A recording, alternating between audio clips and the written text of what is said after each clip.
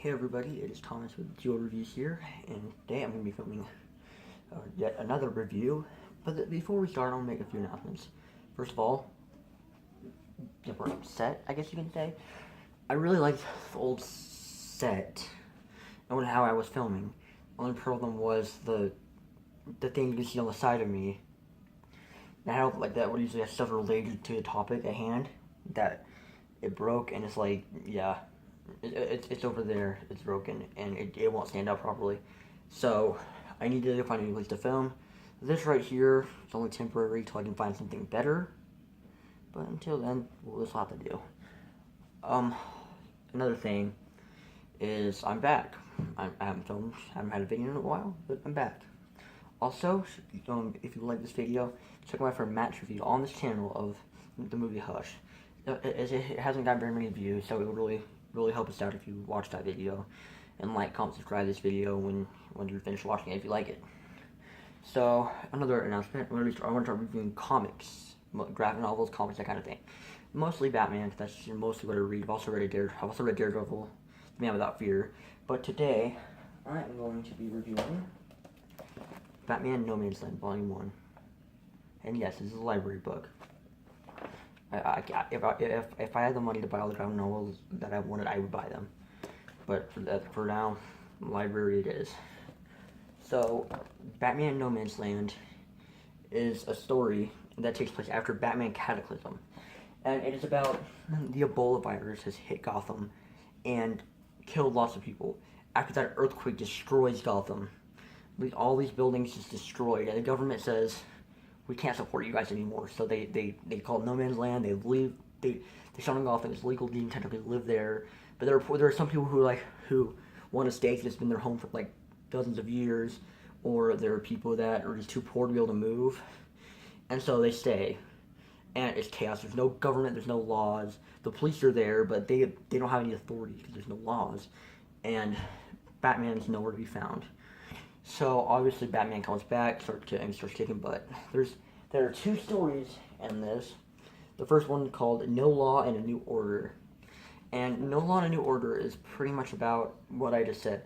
Batman comes back, the cultural, oh, Batman doesn't exist anymore, he left us, he's forsaking us just like the government has. And he comes back and kicks some butt. There's kind of like a villain to the story, but I'm not gonna spoil who that is. The next one is Fear of Faith, and this one there's a church that is taking refugees, and Scarecrow's involved, and there's not much more I can really say without spoiling anything. But then Batman figure out what's going on. He gets involved. The Huntress gets involved a little bit. So yeah, there's a lot going on in this one. The first story in this one, the No Law and New Order, is definitely the stronger story here. Fear of Faith was decent enough, but No Law and New Order really, it was more coherent. There was more, you could really felt that Gotham is abandoned. And when Batman comes back, it's really triumphant. And there's one time where he just straight up kill a dude, and it's just like, this is not Dark Knight Returns, you can't do that. But besides that, I really did like the first story. There will be scenes where people will be like scavenging and someone come up and kill them, and they try to take it. You really feel like, it feels like they're hunters and gatherers. It feels like after it feels like after thousands of years of having civilization, they're kind of gone back to their roots, to their really human roots, and they've gone back to that whole hunting, gathering, every man for himself, not really any laws or anything, and it's really cool. There are quite a few villains to play here, but there's one major villain. I'm not gonna spoil who that is again, but it was really cool. Fear of Faith was also pretty cool. Scarecrow was there. The Huntress doesn't trust Scarecrow, and she's gonna do something crazy, and some other people get involved. I'm not gonna spoil who those people are either. Batman gets involved. It's really cool. See, when I review graphic novels, I'm not gonna really give them like a score like I do with books and movies. I mean, with games and movies, because I've been watching movies and playing games for years now.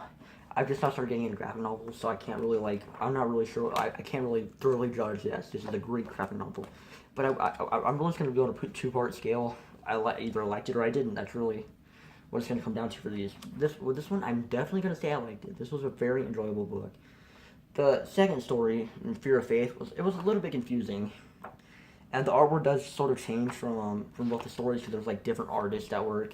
This was in this is actually different issues of the Batman comic, and there's also different writers that work. But you can't that's not you don't really tell the writers unless you do the artists. Even the art is very similar, so that's not a big deal either. And another thing though is that if you can't for whatever reason pick this up, but you find Fear of Faith but not No Law New Order, you don't need to read the first part to understand the second part. There's not really any references to the first part. You can understand it just fine without reading. And same like you can read like some of the later issues of the No Man's Land story arc without reading any of the earlier ones. There's not really, at least from what I can tell, no references. I do also have volume 2 that I got from the library, and this is a much thicker book as you can tell. I did just start reading this, and I will most likely review this when I finish reading it. It's a thicker book, probably the thickest graphic novel I've read, or have it, yeah. So I will get to this eventually, probably later this week. But for now, for my first comic review, I have reviewed Batman No Man's Land, and I'm gonna say I liked it. There was a lot to like about this book. Not much to really not like. So, also before I go, am I the only one who when I read Batman's like when I read Batman comics, I like imagine like Kevin Conroy's Batman voice in my mind, or if Joker's there, I imagine like Mark Hamill. Am I the one who does that? Probably not, but hey, if you do that too, comment. That's great. I'm not alone. And I will see you guys later.